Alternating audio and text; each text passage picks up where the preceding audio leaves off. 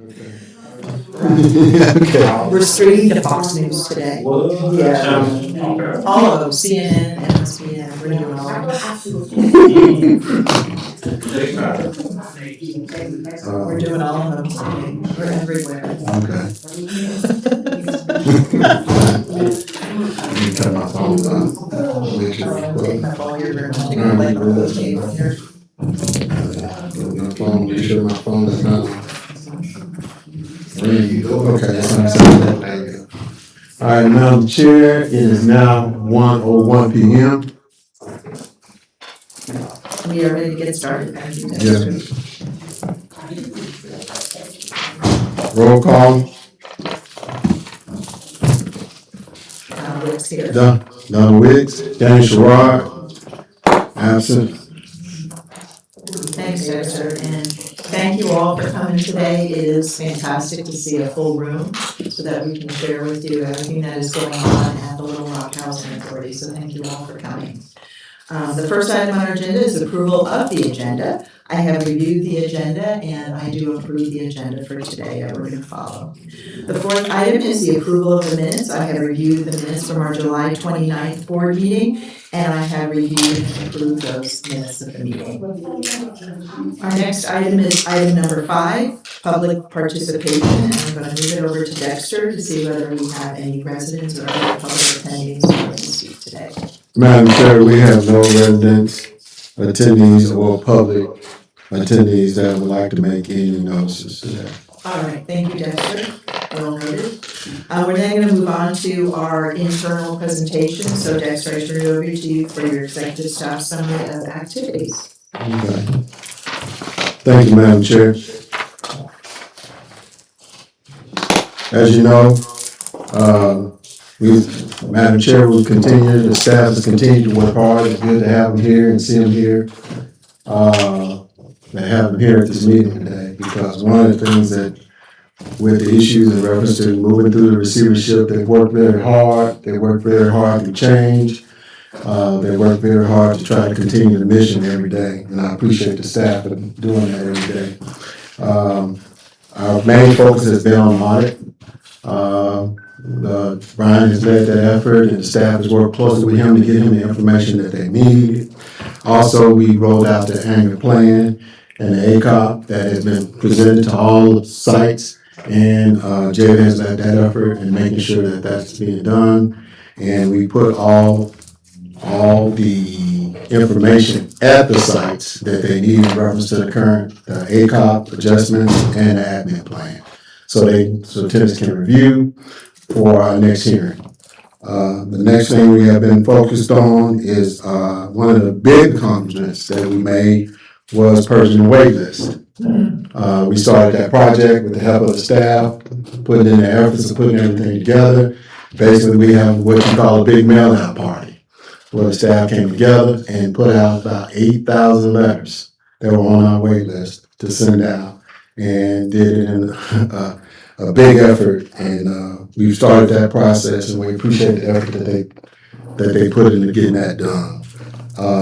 Our next focus has been working closely with the recovery administrator.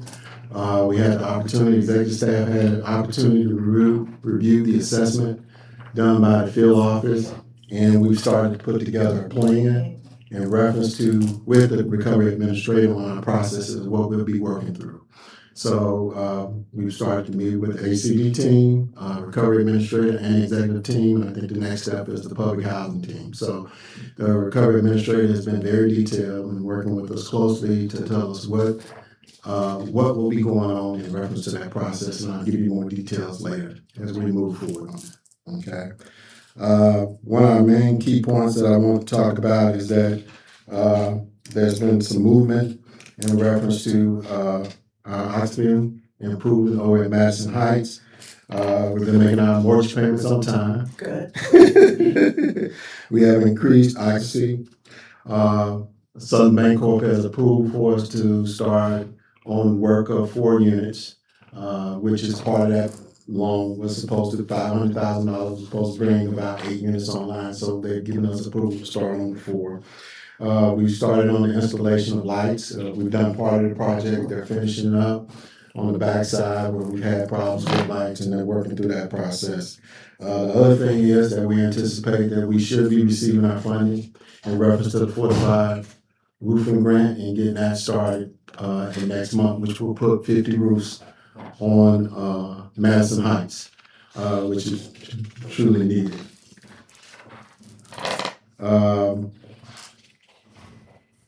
And that's it. Basically, the details of everything that's going on. There's a whole lot. Accomplishments. So we are definitely moving the needle, and the wait list was a big one. And roofs, so having a roof party. New roofs are important, especially before we get to winter. And, you know, your weather can turn up here come September, October. So having those new roofs, and it was terrific for you to be able to follow through on that grant. That's exciting. And to bring those new units online. So giving people new roofs and the wait list and the staff coming together to work on the wait list is really exciting. And to see everybody here. So this is, you know, our PHA, and to see everybody come together and engage is really important as we move forward. So thank you very much for all your work. Go back to the agenda. Yep, back to the agenda. Next person up is Brian on the financial report. Good afternoon, everyone. I want to give an update on two things moving forward in my department for 2027 budget progress, and also where we stand with the capital grant funding submission. Let me start with the budget. This Friday marks the official kickoff of 2027 budget development, and we're beginning with the HCV department before working through every department over the upcoming weeks. Here's the approach we're taking this year. Rather than starting from last year's budget approved, we're just tacking on assumed increases. We're grounding every single conversation in this actual happening, what happened in 2026. Actual revenue received, actual administration fees earned, actual operating costs incurred. That gives us a far more feasible starting point than just working on projections alone. And it's a discipline I want to carry throughout the department meetings this cycle. Every department is going to leave their meeting with a specific follow-up item, whether that's revised numbers, supporting documentation, or a staff plan. So when we bring the consolidated 2027 budget to the board, every line item will have a clear understanding behind it, not a round number estimate.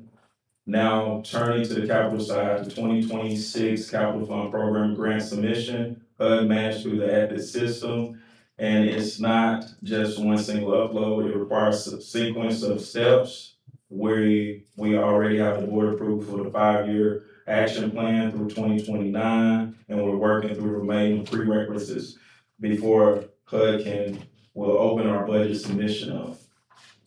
Once that's clear, we're on the clock for 24 months to obligate funds, 48 months to expend them. Right now, everything's moving forward on schedule with no blockers to report. I'll bring the status update as soon as the field office confirms the initial package has been accepted. Thanks. Thank you, Brian. Next up is ACV, Santisha Calhoun.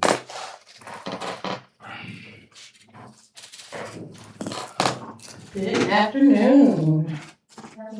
Do you have any questions? Oh, okay.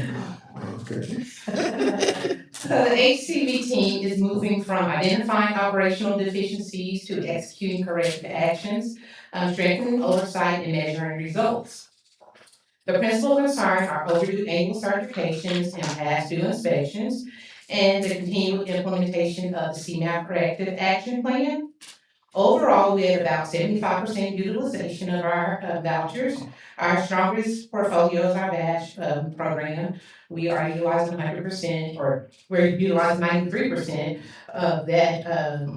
No, we're at 100%, excuse me. 100% of that program vouchers. Where we're slightly under is our tenant-based utilization. Of course, you know, our wait list is closed, and we're waiting on approval to increase the utilization with issuing vouchers. As Dexter mentioned, we have worked on our waitlist purge, so we will have a good list to start pulling people from once we open up the vouchers.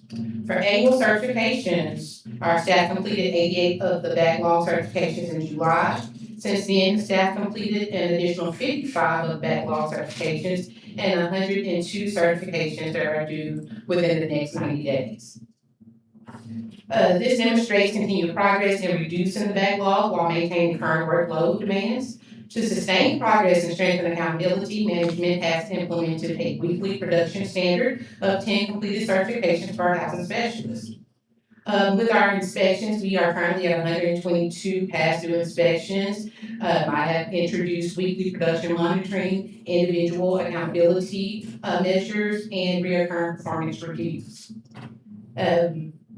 Work continues with the CMAP Corrective Action Plan and related updates to the administrative plan, policies, forms, procedures, focusing on portability, wait lists, administration, eligibility, inspections, and certifications.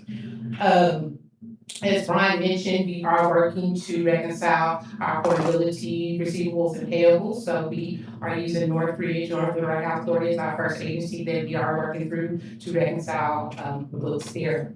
And just to highlight, we've been working with our PIC coach, Rachel, as well as our HCD consultant, Ms. Cheryl. We have eliminated 203 PIC errors. We have about 46 more files to review, but that is a great milestone for us. That's very good for our HCD team. But that is all that I have. Great job. Questions? Okay. Great job, great job, great job. And asset management report, Brandon couldn't be here today, so I guess I'll give that report for her. She left me with that responsibility. Let me get to that report, asset management report.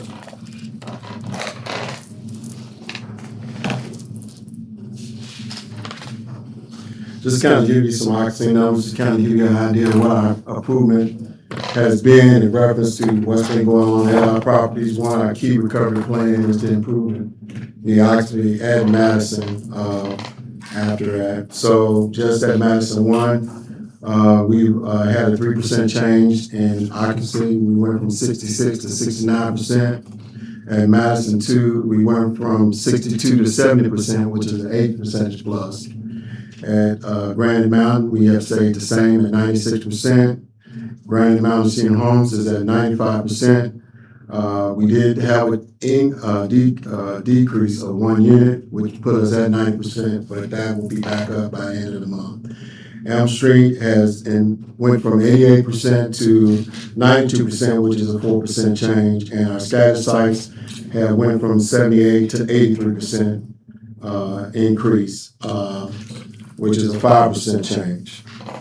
In our public housing units, we have went from total number of public housing units, we went from 69% occupancy, now we're at 75% as of July, end of July. And at Madison 1 and Madison 2, we went from 66% to 76% on increased occupancy. I'm sorry, I said that wrong. Current occupancy, yeah. Now we're at 87%. At Grand Mountain, we're still at 95%. At Grand Mountain Homes, we're at 92%. And as you see, we're continuing to go up and get constant improvement on our occupancy numbers on the properties. The staff has worked really hard to get those units back online. Our PBB units that we have in Madison 3, we're currently at 80%. Based on that, just one other point, we have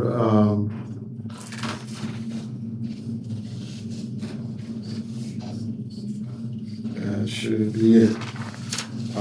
Also, that's been going on. The team has worked really hard to make sure that we have put everything on the line schedule, making sure that all the processes on the line schedule are being handled on the scheduled time to make sure they know that. Also, they've done a real good job in reference to customer service issues and following up. We've documented it in reference to making sure that we're documenting each issue and reference when the tenant follows up. They also went through a big cleanup of work orders, making sure that we've improved on our work order process and putting those things and getting those things taken care of. So they've started an outreach program that they've started to put together in reference to marketing to build more of the to increase our vacancies, to get more out by advertising on Zillow, apartments.com. We've also started to develop more partnerships that they're trying to get in reference with the Minority Health Commission. Mobile Market is still consistently coming out with some tenants for loving. The first time they had a chance to get out to Elm Street, and that worked out pretty good. And that's it. In reference to this report, that is our report on the management report. Thank you, Dexter. And thank you, everyone, Ryan and Santisha and Dexter, for providing your reports. And hopefully, the staff coming today, you can get a better idea of what our vision is and where we're headed. And I just want to say in the last couple of months, we made a lot of accomplishments. I feel that we're working as a team. We're, as I like to say, we're chunking off the projects that we have, so you can see, like, clearing the wait list was a huge effort. 8,000 people on a wait list is huge, but being able to go through that. I appreciate Brian's work on the budget, because the budget is really important for us. Without having a firm budget, we cannot operate. And so it is going to be a little bit of a change where we do have a firm budget as we move into calendar year 27. And that budget will be built on actuals, not projections, because it's the only way we can manage. As I say, manage your checkbook, just like you do at home. The money that comes in is the money that can go out. And so I appreciate all those efforts and everybody working together. And I appreciate on the occupancy and the utilization, the changes we've made, and for Dexter's direction on really helping to focus all the teams on that. So I appreciate all of you being here today. Hopefully you can hear more about what's been going on if you haven't, and that we come together as a team, because that's really important. This is all of our work together that has made all these accomplishments happen. So we're going to move on then to number 8. We only have one resolution today. That is 2026-0836. And this is a resolution whereas the Board of Commissioners has determined that the Executive Director and Contract Officer may execute all contracts up to $50,000. Over the $50,000, they do have to come to the board for approval, but under the $50,000, they can be approved by the contracting officer and the executive director. So this resolution is hereby approved by me so that we can move on to implement this. So that is the end of our meeting, and we are considered adjourned. 119. Yeah.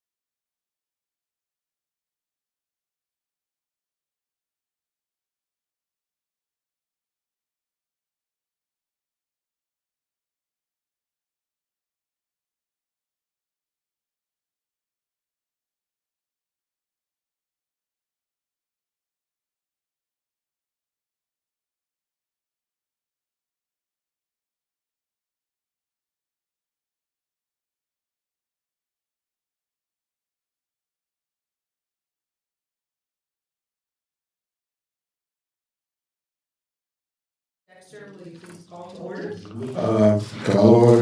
Roll call, Donna Wicks, I am here. Danny Sherrod. Not here. Danny Sherrod is absent. All right, we're gonna move on to We have a quorum. we have a quorum. I So didn't do that last meeting. we did have a quorum. Yeah. All right, we're gonna move on to item number 3, which is approval of the agenda. I have reviewed the agenda and I do approve this agenda. Item number 4 on our agenda is the approval of the minutes. I have reviewed the minutes from the July 29th, 2026 board meeting and I do approve those. We're now going to move on to our executive director report for the Gorman and McCormick Barron managed properties, and I turn it over to you, Dexter. Thank you, Madam Chair. The staff has been working really hard to focus on getting involved more into our third-party management companies. It's giving us time to really focus on the things that we've been working on. There are a lot of things that we've been working on in reference to any tenant concerns. We've been following up and documenting all those tenant concerns and meeting with Gorman monthly and going over those issues. The other things that we've been focused on in reference to our reconciliations, in reference to the ACV program and our HAP payments, the accounting team and the ACV team has worked very hard to make sure that we stay in balance and making sure that payments are being made properly and those things are being taken care of. They also went through a process in reference to the applications, making sure that we're assisting our third-party management companies in getting those units leased up, making sure that we get into the process correctly, and making sure they're following the proper guidelines and making sure that we can get the folks moved, our tenants moved into the units quickly. Just to give you a summarize of the Gorman report to kind of give you what their occupancy rates are at this point in time. Jesse Powell right now is at 94%. Cumberland Tiles is at 95%. Paris Tiles has improved a little bit at 82%. Sunset Terrace is at 90%, and the average portfolio for those with Gorman is averaging about 89.6%.